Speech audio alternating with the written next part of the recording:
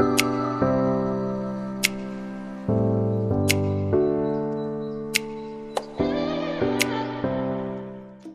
वालेकुम बच्चों, आज हमारे पास बेटा जो है 9th क्लास की मैथ का लेक्चर नंबर 12 है।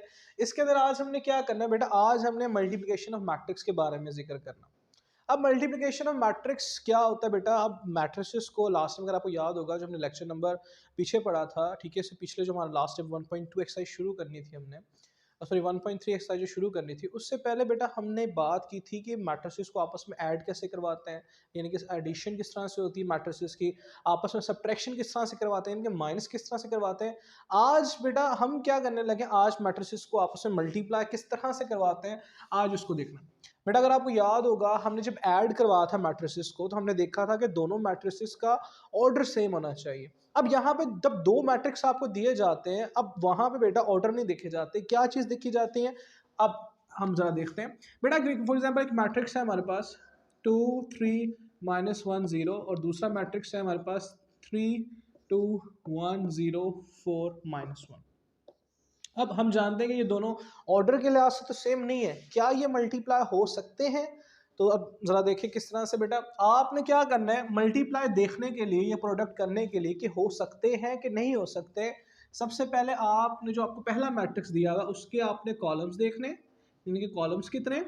उसके बाद आपने दूसरे मैट्रिक्स की रोज देखनी, यानी कि कतारें देखनी कि दूसरे मैट्रिक्स की कतारें कितनी हैं। अगर आपने मल्टीप्लाई, सुन ले मेरी बात दोबारा से, अगर आपने मल्टीप्लाई करते हुए देखना है कि होता है कि नहीं होता, तो यहाँ पे बेटा पहले कि आपने क्या करने, कॉलम्स देखने, ठीक है, और दूसरे के आपने रोज देखने। अब यहाँ पे देखा जाए तो यहाँ पे कितने कॉलम्स हैं, 2 कॉलम्स हैं, और रोज देखी जाए यहाँ पे कितने भाई, 3 रोज। तो बेटा क्या रोज और कॉलम्स की तादाद आपस में बराबर है, वो आपस में बराबर नहीं है। तो इसका मतलब हम कह सकते हैं कि ये दोनों मैट्रिसेस आपस में मल्टीप्लाई नहीं हो सकते। बात समझ आ रही। अब इनको आपस में मल्टीप्लाई किस तरह से करवाना, बेटा इनको मल्टीप्लाई किस तरह से करवाना, मेरी बात सुन लें। पहले आपने देखना है कि ये मल्टीप्लाई हो सकते हैं कि नहीं हो सकते। देखने के लिए पहले मैट्रिक्स का कॉलम और दूसरे मैट्रिक्स की रोज, ठीक है। अब आपने इसको मल्टीप्लाई करवाना किस तरीके से, उसको हम बेटा एक नॉर्मल सा क्वेश्चन पकड़ते हैं, जैसे कि ज़्यादा मुश्किल में नहीं जाते। पहले हम यहाँ पे कोई सा भी एक रैंडमली क्वेश्चन देख लेते हैं। आपकी एक्सरसाइज है 1.4। ओके, एक्सरसाइज हम एक्सरसाइज पे आते हैं। 1.4 एक्सरसाइज है, जरा उसको देखें। एक्सरसाइज 1.4 के अंदर आपके पास जो पहला क्वेश्चन है, पहले क्वेश्चन में क्या लिखा हुआ है, कहता है which of the following product of matrices is comfortable for multiplication, यानी कि कौन मल्टीप्लाई हो सकता है, ठीक है, यानी कि कौन सा कंफर्टेबल है मल्टीप्लिकेशन होने के लिए। तो बेटा यहाँ पे आपके पास 5 पार्ट दिए हुए हैं, जरा देखें।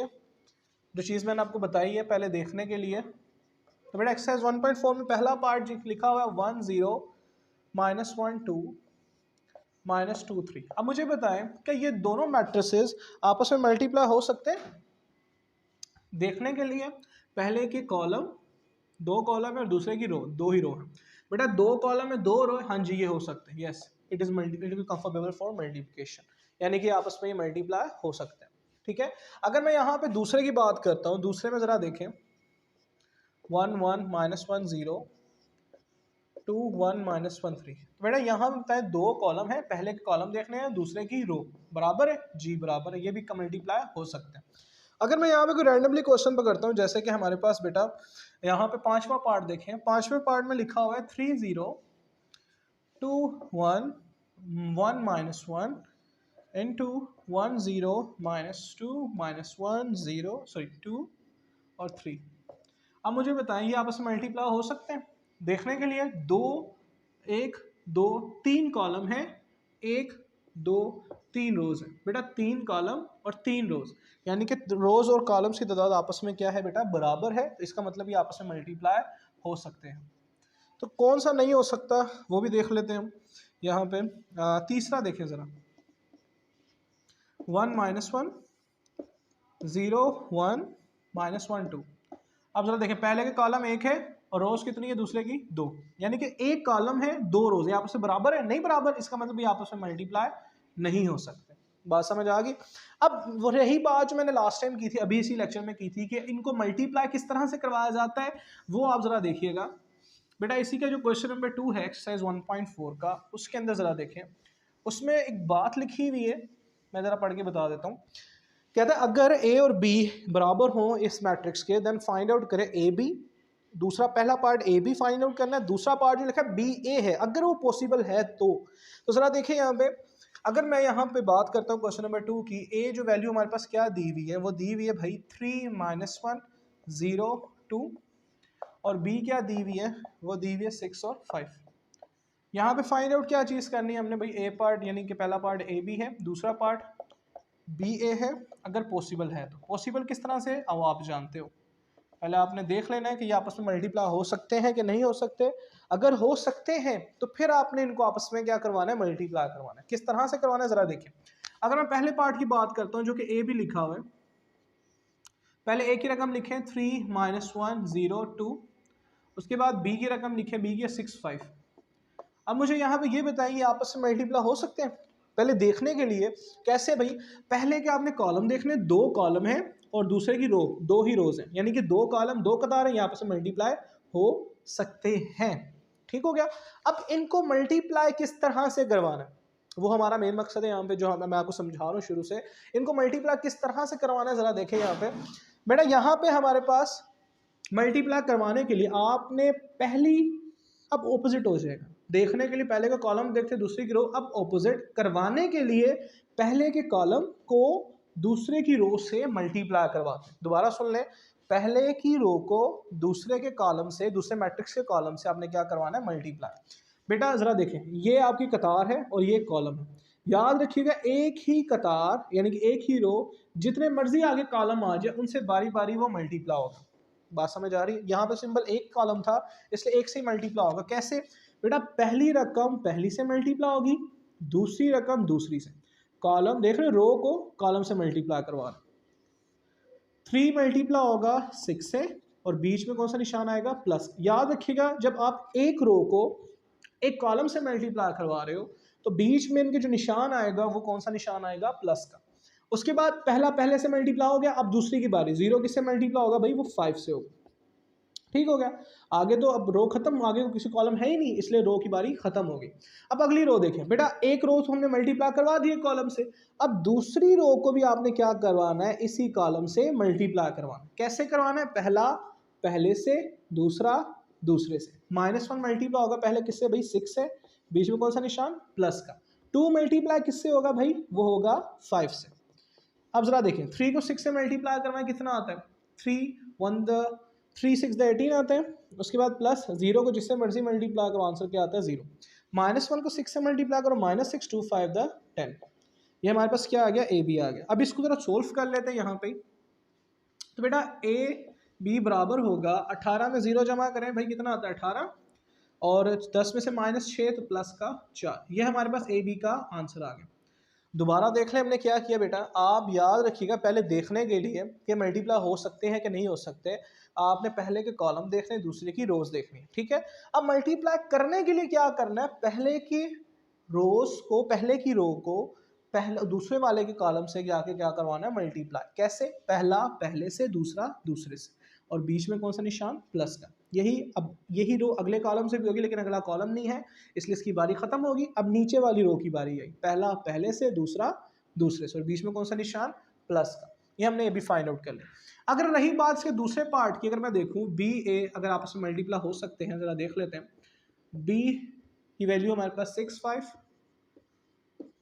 उसके बाद ए है हमारे पास 3 -1 0 2। अब जरा देखें ये आपस में मल्टीप्लाई हो सकते हैं।